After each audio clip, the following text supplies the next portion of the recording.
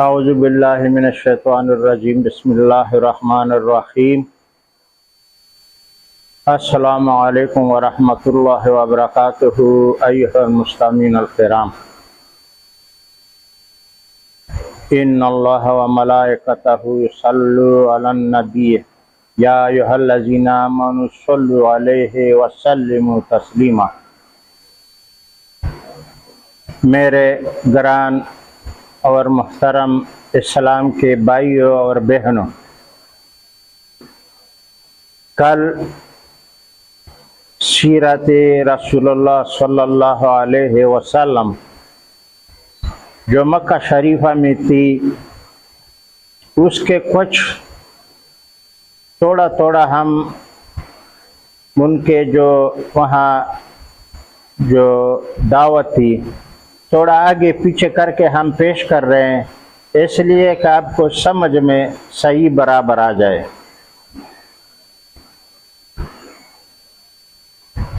ویسے تو دن رات ان کی دعوت جاری تھی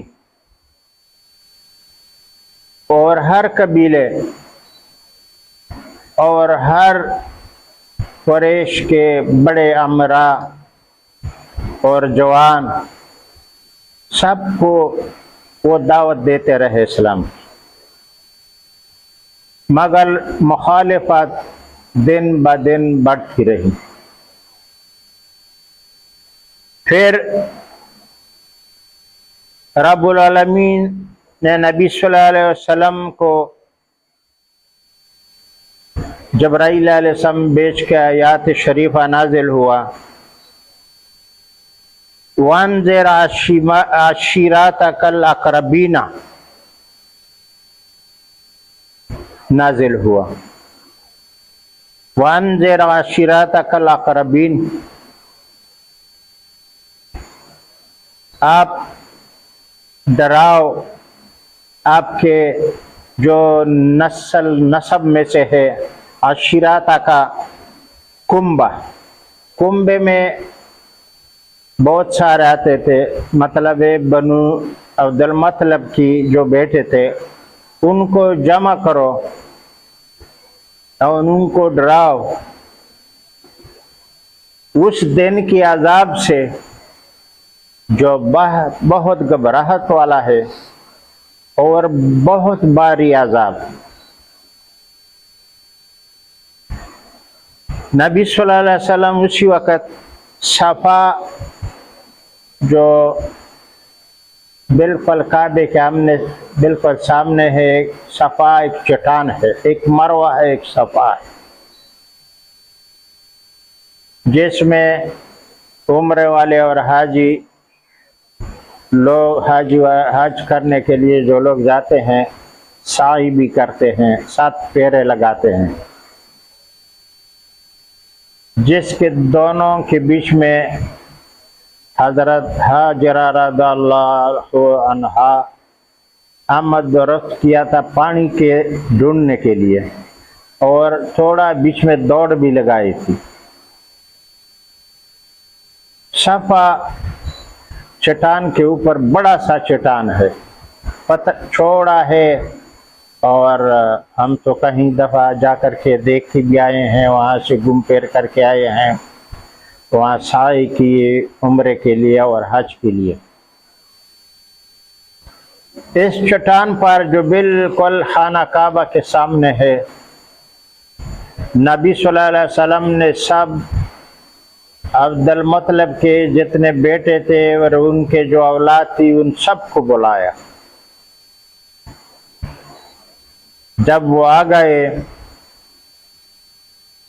تو انہوں نے بولا، نبی صلی اللہ علیہ وسلم نے کہا کہ اے میرے ہم نسب لوگوں، اے عشیرتک الاقربین، اگر میں کہوں کہ ادھر بہت سارے وادیاں ہیں، تو اس وادی کے پیچھے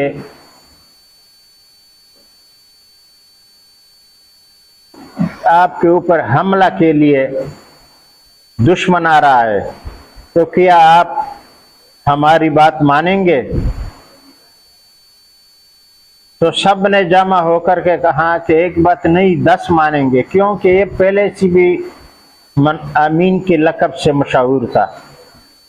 سنائیے کون سے وہ دشمن ہے جو ہم پر چڑھائی کرنے آ رہا ہے؟ رسول مقبول صلی اللہ علیہ وسلم نے اس کو ڈرایا اس آنے والے دن سے کہ یہ آپ پر آنے والا ہے اور ضرور آنے والا ہے، اس سے ڈرو۔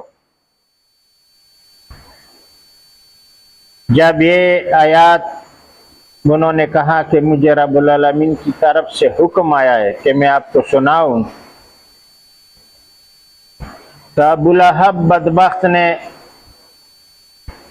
پتھر اٹھائے اور نبی صلی اللہ علیہ وسلم کو بولا، اے بدبخت، اے منحوس آدمی، نعوذ باللہ، آپ نے ہمیں اس لیے بلایا؟ بس یہ بات تھی؟ نبی صلی اللہ علیہ وسلم نے کہا ہاں اسی لیے بلایا ہے۔ تو وہ پتھر اٹھانے لگا نبی صلی اللہ علیہ وسلم کو مارنے کے لیے۔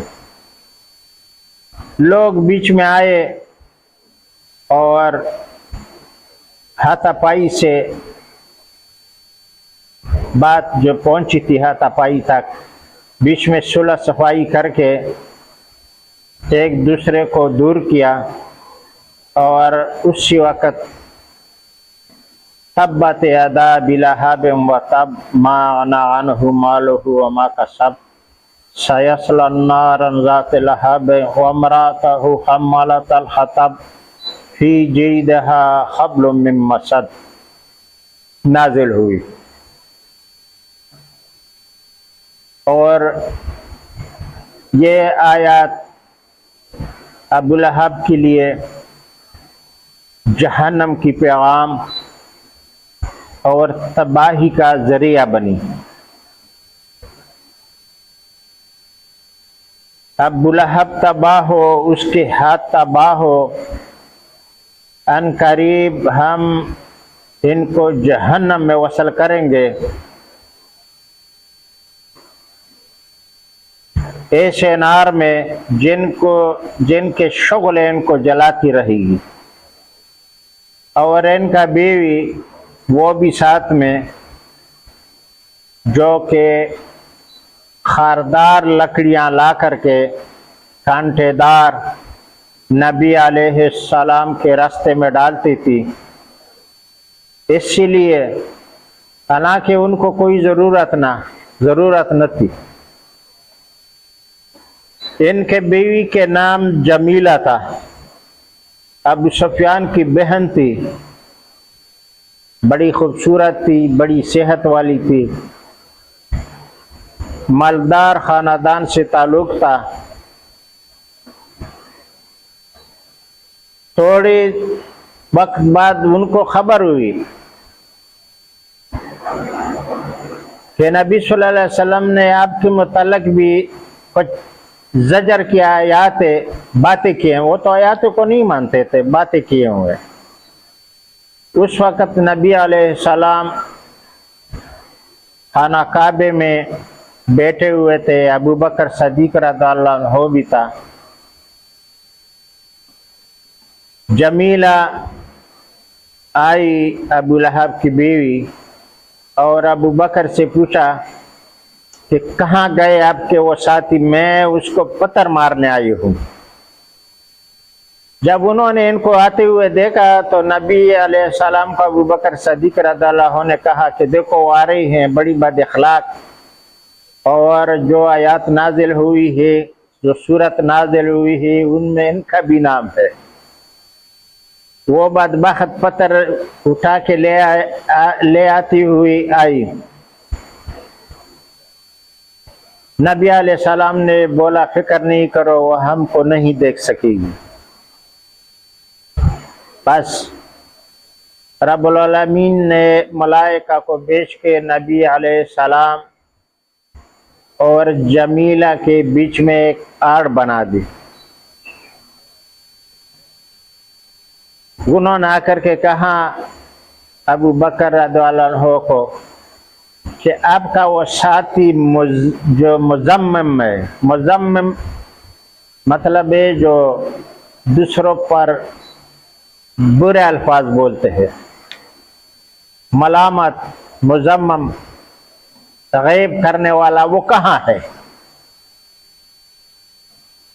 اس نے میرے بارے میں کچھ باتیں کیے ہیں اور بولتا ہے کہ یہ قرآنی آیات ہے وغیرہ وغیرہ.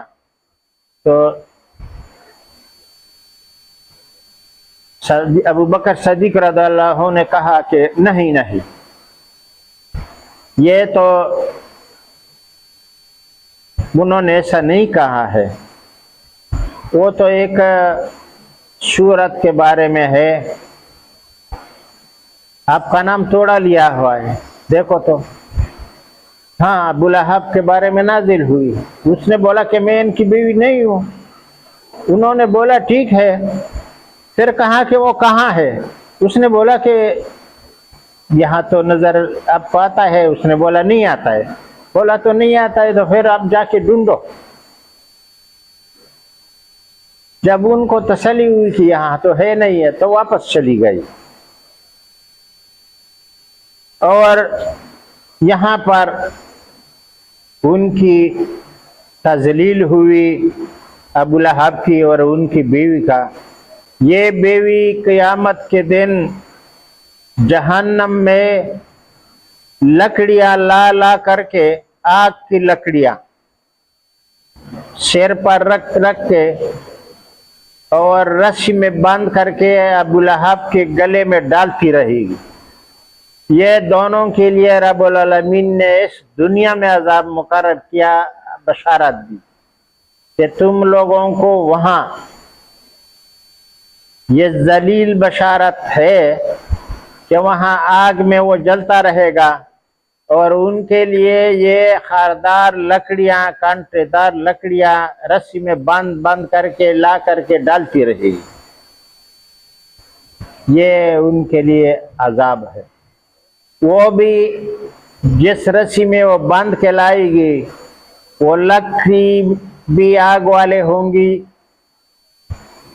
ان کو جلاتی رہے گی اور وہ رسی ان کے گلے میں ہوگی. جیسے کہ وہ رسی اپنے گلے میں باندھ کر کے جا کر کے کانٹے دار لکڑیاں لا کر کے سردار جو دو جہان کے رستے میں ڈالتی تھی، ان کو اذیت دینے کے لیے. یہاں تو یہ ہوا. کچھ وقت کے بعد جب ابو طالب کی موت کی وقت نزدیک آئی، بیمار ہو گئے. عموماً یا تو حادثاتی موت ہوتا ہے ایکسیڈنٹ وغیرہ میں یا اور کوئی، لیکن کبھی کبھی موت جب آتی ہے انسان کو تو بیماری کا ایک شکل اختیار کرتی ہوئی بڑھتی ہے. کبھی کینسر والے میں، کبھی ہیپاٹائٹ لیے ہوئے، کوئی کچھ نہ کچھ بہانہ موت کے لیے بن جاتا ہے. تو نبی علیہ السلام نے بڑی کوشش کی ان کو اسلام قبول کرنے کی، مگر مسلسل وہ بضد رہے. رسالت مآب ان کے بھتیجے پر، نبوت کی سورج ان کے بھتیجے کے گھر میں طلوع ہوئی. ان کے ساتھ کھاتے پیتے رہتے ہوئے محمد صلی اللہ علیہ وسلم رسالت مآب، پھر بھی ان کو دل میں کبھی اسلام کی طرف راغب ہونے کی کوئی گنجائش نہیں ہوئی. پھر بھی نبی اکرم صلی اللہ علیہ وسلم کوشش کرتے رہے کہ اگر یہ ایک ہی دفعہ بھی کلمۃ طیبہ لا الہ الا اللہ محمد رسول اللہ کہے تو انشاءاللہ میں اس کی شفاعت کروں گا. کیونکہ ایک تو ان کا چاچا تھا، اصلی چاچا، باپ کا بھائی تھا، دوسرا انہوں نے بچپن میں ان کی کفالت کی ہوئی، ہمدردیاں تھی، مگر وہ ہمدردی نسب کی وجہ سے تھی، اسلام کی وجہ سے نہیں تھی۔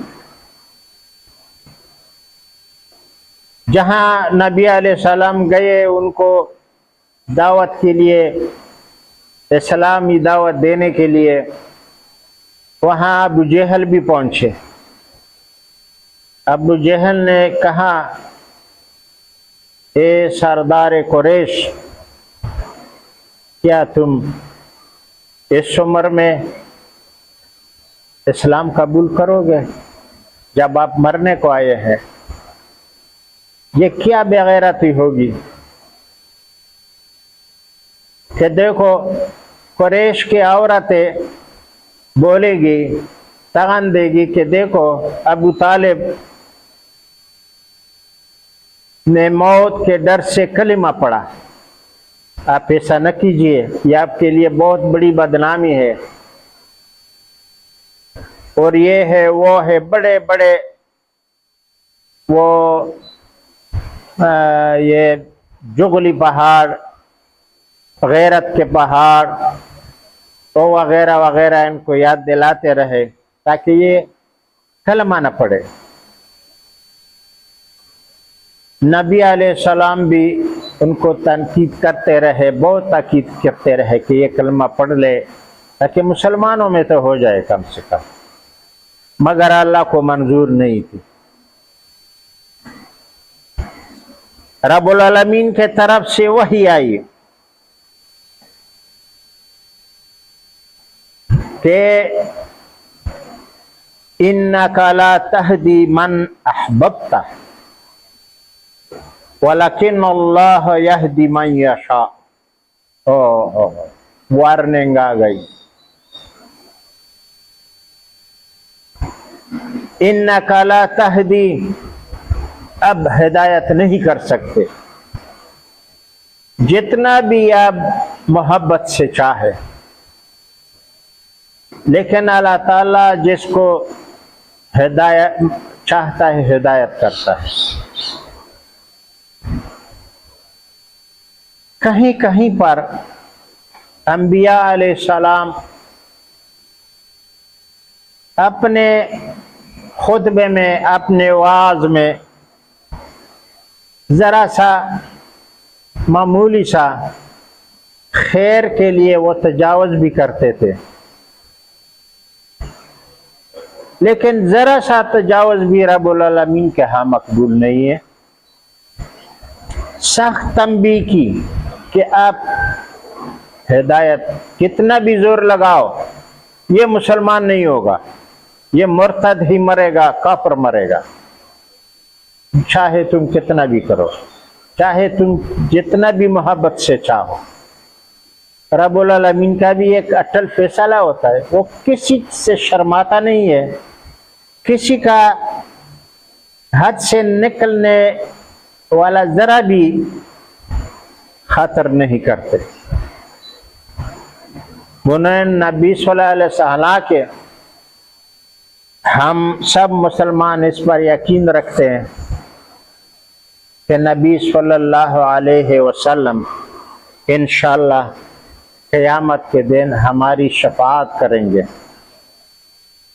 بغیر اس کے شفاعت کے کوئی جنت میں نہیں جا سکتا۔ یہ ہمارا رسول ہے، اس سے کے بعد ہمارا امام ہے۔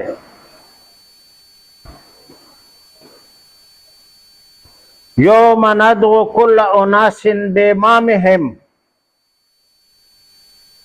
یوم ندعو کل اناس بامامہم، جس دن قیامت کے دن سب انسانوں کو بلایا جائے گا امام کے ساتھ، بے امام ہیں، ان کے امام کے ساتھ۔ لوگوں ذرا سوچو، کیا کرو گے اگر اس دنیا میں اپنی امام العاشر علیہ السلام کی اطاعت نہیں کی اور تقلید لیے ہوئے ائمہ خرافات کے پیچھے، ائمہ خرافات کفر کے پیچھے چلے، جیسے آج کل دنیا ہے۔ آج کل دنیا میں کافروں کو چھوڑ کے 100 مسلمانوں میں سے ایک آدھ ہی خاص اور صرف خاص رسول صلی اللہ علیہ وسلم کو امام مانتے ہیں، اس کی اتباع کرتے ہیں۔ باقی 1-2% کے علاوہ سب جتنے مسلمان ہیں وہ تقلید میں لگے ہوئے ہیں۔ ہاں، یہ ضرور ہے، یہ آگے ان کے لیے شامت بنے گی۔ جب سب گانے والوں کے لیے ان کا امام جنہوں نے ایجاد کیے ہوں گے ان کے سامنے اکٹھا کیے جائیں گے مراسی لوگ، جب تقلید کرنے والے اماموں کے پیچھے لوگوں کو اکٹھا کیے جائیں گے، واللہ باللہ سمت اللہ، اگر آپ نے رسول اللہ صلی اللہ علیہ وسلم کی اس زندگی میں اتباع نہیں کی اور اماموں کے، ان کے بنائے ہوئے اماموں کے، امام وہ ہوتا ہے جن کو رب العالمین امام کہہ لے، تو یہ تمہارے لیے بہت خسارہ ہے۔ زندگی میں اگر تھوڑا وقت ہے آپ کے پاس اور وہ بھی جانے والا ہے، اے مومنوں مسلمانوں، آنکھیں کھولو، تقلید کو چھوڑو، خرافات کفر کو چھوڑو، ائمہ کفر خرافات کفر کو چھوڑو، ائمہ تقلید کو چھوڑو جو خود ساختہ بنائے گئے ہیں۔ یہ آپ کے لیے بہت فائدہ میں رہے گا۔ میری آپ سے گزارش ہے کہ صرف امام حاشر محمد رسول اللہ صلی اللہ علیہ وسلم کی اتباع کرو، اس کے سنت پر چلو۔ دیکھو تھوڑا سا زندگی ہے، اس میں آپ سے کوتاہی نہیں ہو جائے، تقلید میں پڑھ کے، اماموں کے پیچھے پڑھ کے، فرقوں میں بند کر کے کبھی آپ سے بہت بڑی ضیاع نہیں ہو جائے، نقصان نہیں ہو جائے، جبکہ آپ شفاعت مآب صلی اللہ علیہ وسلم سے دور کیے جائیں گے، کیونکہ تم ماں کے پیچھے بھاگتے رہو۔ یوم ندعو کل اناس بامامہم، ہم سب انسانوں کی حشر کریں گے، ان کا جو بڑا امام ہوتا ہے جن کا تقلید کیے ہوئے ہوتے، تینوں کے اتباع رسول، تو رب العالمین نے کہا ہے کہ اس کی اتباع کرو، ہم دوسروں کے پیچھے پڑے۔ تو میں بات کر رہا تھا کہ یہاں پر رب العالمین سب کو قیامت کے دن مومن مسلمانوں کے شفاعت رسول اللہ صلی اللہ علیہ وسلم سے محروم نہ کرے، آمین۔ یہاں پر پہلے جو ہم نے بیان کیا شراطہ کا، اپنے کنبے کو ڈراؤ، کیونکہ انسان پہلے کوشش کرے اپنے کنبے میں، اپنے نسل میں، پھر بعد میں باہر جو بھی اس کو دعوت جس کو دینا ہے وہ کرے۔ مگر انہوں نے ان کے لیے پتھر اٹھائے. ان کے کنبہ بنو ہاشم کے کوئی بھی کسی نے بھی ان کا ساتھ نہیں دیا سوائے حمزہ رضی اللہ عنہ. یہ سب سے چھوٹے تھے اور جوان بھی تھے اور شروع جوانی میں تھے. انہوں نے ان کا ساتھ دیا. عباس نے تو فتح مکہ میں تلوار کی نوک پر اسلام لائی. باقی جو ان کے بیٹے تھے اور کچھ بھتیجے تھے جیسے سیدنا علی رضی اللہ عنہ اور جعفر اختیار رضی اللہ عنہ اور عبداللہ بن عباس رضی اللہ عنہ اور مسلم اور عقیل رضی اللہ عنہ، یہ چھوٹے جوانوں میں سے تھے. لیکن بڑوں میں سے کوئی بھی کسی نے بھی ان کو مدد نہیں کی اور قریش کے عذاب و عذاب سے ان کو بچایا نہیں. اللہ تعالیٰ نے ان کی مدد کی اور بچاتے رہے. یہ واقعہ جب ابو طالب انہوں نے کہا کہ میں نبی علیہ السلام کو آخری جب اس نے وصیت کی انہوں نے کہا کہ نہیں، میں عبد المطلب کے دین پر ہوں، مجھے آپ کا دین منظور نہیں ہے. اور یہ آیات بھی نازل ہو گئی اِنَّكَ لَا تَهْدِي مَنْ أَحْبَبْتَ. تو وہ وہاں سے آئے اور علی رضی اللہ عنہ کو بولا کہ جب فوت ہو جائے تو آپ ان کا دفن کا انتظام کیجئے اور کوئی بات یا کوئی کلمہ یا کسی طرح بھی ان کی قبر پر نہ کہے، اور خود بھی نہیں گیا، اس کے تدفین میں نہیں گیا. بس وہ فوت ہو گئے اور انہوں نے ایسا ہی کیا حضرت علی رضی اللہ عنہ نے جیسے کہ نبی صلی اللہ علیہ وسلم نے ان کو وصیت کی. اب یہاں ایک اور گفتگو کی طرف ہم چلتے ہیں. یہ سارے مکہ مکرمہ میں نبی صلی اللہ علیہ وسلم کی 15 سالہ رسالت زندگی میں یہ حالات ہوئے. انہوں نے یہ شب معراج کی واقعہ سنایا. پہلے ہم نے بیان کیا تھا تھوڑا بہت، لیکن بیچ میں وقت نہیں ملا. اب بھی اگر تھوڑا بہت رہ جائے تو انشاءاللہ ہم دوسرے ویڈیو میں اس کو ویلاگ میں بیان کریں گے.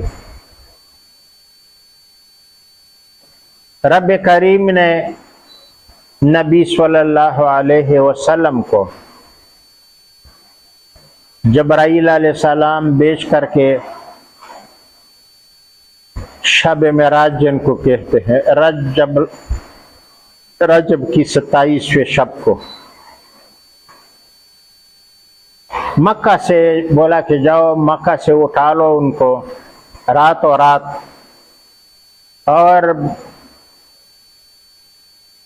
ارض مقدس لے کے جاؤ.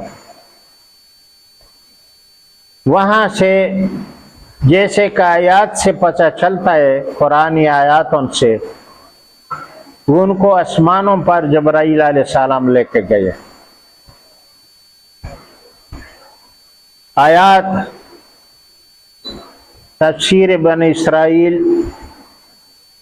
بسم اللہ الرحمن الرحیم. سبحان الذی اسری بعبدہ لیلا من المسجد الحرام الی المسجد الاقصی الذی بارکنا حولہ لنریہ من آیاتنا انہ هو السمیع البصیر. سبحان الذی، پاک ہے وہ ذات، وہ شان والا، اسرا بعبدہ، جو رات میں اپنے بندہ کو لے کے گیا، لائلن رات کو، اسرا لے کے گیا، بعبدہ اپنے بندہ کو، لائلن رات میں، من المسجد الحرام، مسجد الحرام سے الی المسجد الاقصی، مسجد الاقصی کی طرف۔ اقصی بولتے ہیں دور کو، کیونکہ مسجد الاقصی، ارض الاقصی، ارض المقدس بھی بولا جاتا ہے، وہ حرام شریف سے دور ہے، وہ شام میں ہے، اب کے جو فلسطین میں ہے، وہاں پہنچا دیا۔ الذی بارکنا حولہ، وہ جگہ جہاں پر ہم نے بہت سے برکات رکھے ہوئے ہیں، لنریہ من آیاتنا، جب ہم ان کو اپنے کچھ بہت بڑے بڑے نشانات بتائیں گے۔ انہ هو السمیع البصیر، بے شک اللہ تعالیٰ رب العالمین بہت سننے والے اور دیکھنے والے۔ اس مسئلے میں کہ یہ کیسے شب معراج ہوئی، تقریباً علامہ ابن کثیر نے کوئی بہت صفحے 26 تک اس میں ذکر کیے ہوئے ہیں، مختلف اقوال، کچھ حدیث بھی ہے، اقوال بھی ہے ادھر ادھر کے، جن کو خود انہوں نے رد کیا ہے، بیان کیے ہیں۔ وہ کیوں بیان کیے ہیں؟ تاکہ لوگوں کو پتہ چلے، بیچ میں بے تحاشا خرافات گھسے ہوئے۔ مسجد الاقصی، مسجد الاقصی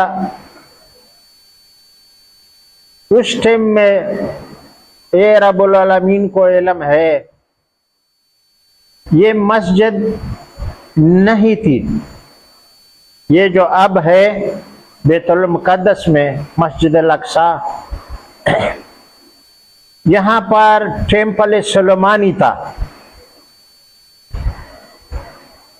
جس میں ایک دیوار میں صحرا پتھر ہے، جو یہودیوں کی کعبہ ہے۔ ہر ہفتے کے دن یہودی ادھر آتے ہیں، اس صحرا کے سامنے جمع ہوتے ہیں اور اپنے خرافات سے بھرے ہوئے اذکار کرتے ہیں، کچھ ان میں تورات شریف کی بھی تلاوت کرتے ہیں، بعضے تھوڑے سے اس میں بھی صحیح تورات کے ماننے والے بھی ہیں، باقی خرافاتوں جیسے ہم لوگ ابھی بگڑ گئے ہیں، خرافاتوں کی وجہ سے سب ادھر ادھر ہو گئے ہیں۔ جب قرآن کریم میں کہا گیا کہ میں بنی اسرائیل موسیٰ علیہ السلام نے لے کر کے وادی طے میں جمع کرایا، اور رب العالمین کی طرف سے حکم آیا کہ آپ لوگ یہاں اس شہر میں داخل ہو جاؤ، بیت المقدس میں، جو آپ کے لیے لکھ دیا ہے، وہاں آپ کے یہ سارا کچھ جو تم مانگ رہے ہو، من و سلوہ کے بعد جو انہوں نے دوسرے مانگنے شروع کیے تھے، پیاز لاؤ، دال لاؤ، ککڑی لاؤ، یہ وہ لے وہ لاؤ، تو انہوں نے رب العالمین نے کہا کہ اچھا اس شہر میں داخل ہو جاؤ جو میں نے تمہارے لیے لکھ دیا ہے۔ وہاں تو یہ اس وقت انکار کر گئے کہ ہم نہیں جاتے ہیں، آپ اور آپ کا اولاد چلے جائیے، وہاں جہاد کیجئے، اور جب وہ عمالیقہ، اس وقت میں عمالیقہ وہاں پر قابض تھے، یہ بخت نصر کی قوم میں سے تھے، بڑے باڈی والے اور طاقتور لوگ تھے، تو وہ لوگ جب وہاں سے نہیں جائیں گے ہم نہیں داخل ہوں گے۔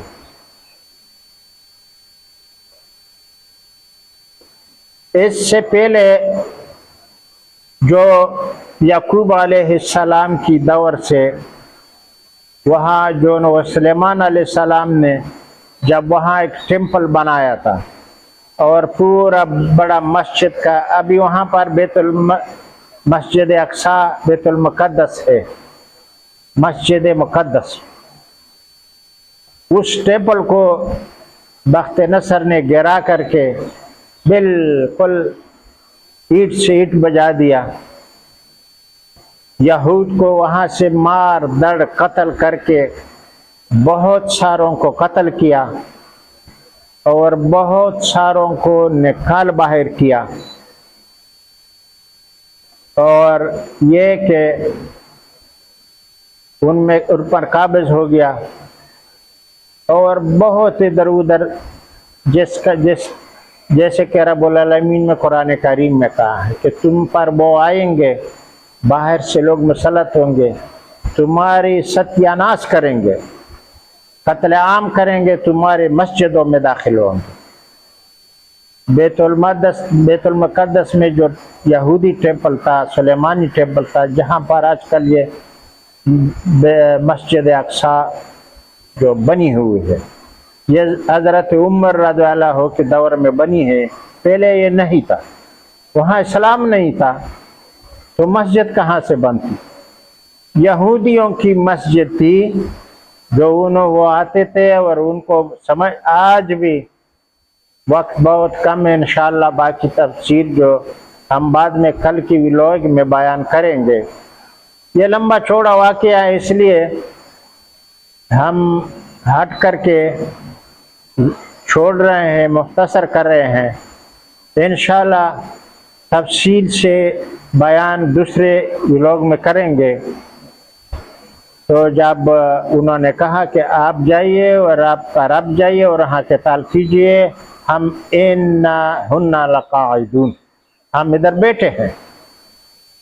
تب موسیٰ علیہ السلام نے بدعا کی، وہ قوم ادھر ہی 40 سال تک رہے سرگردان وادی طے میں۔ اس دور میں موسیٰ علیہ السلام بھی رحلت کر گئے، ہارون علیہ السلام پہلے رحلت کر گئے تھے، اور بنی اسرائیل کے جو موسیٰ علیہ السلام کی جو غلام تھا وہ بعد میں بادشاہ بنے، اور انہوں نے داخل ہوئے اور یہ ٹیمپل جو دوبارہ تعمیر کی بنایا۔ تو یہ تھی وہاں مسجد، تو یہ ہمارے اسلام کی مسجد نہیں تھی، کیونکہ یہ تو دور خلافت عمر رضی اللہ عنہ، عمر فاروق رضی اللہ عنہ کے زمانے میں بنی، جو ابھی ہے۔ یہود کو نکالا اور وہاں مسجد تعمیر کی گئی ٹیمپل کے جگہ میں، جو آپ کے سامنے موجود ہے۔ لیکن لوگوں نے بہت سے خرافات بیان کیے ہیں، کل انشاءاللہ ہم اس موضوع پر مزید تفصیل سے بات کریں گے، جو آپ کے سمجھ میں آئے گی انشاءاللہ۔ اور یہ بھی معراج، شب معراج سے تعلق رکھتا ہے، اس لیے میں نے تھوڑا بیان کی لمبا چھوڑا، باقی انشاءاللہ کل بات تفصیل سے کریں گے۔ سبحانک اللہم و بحمدک۔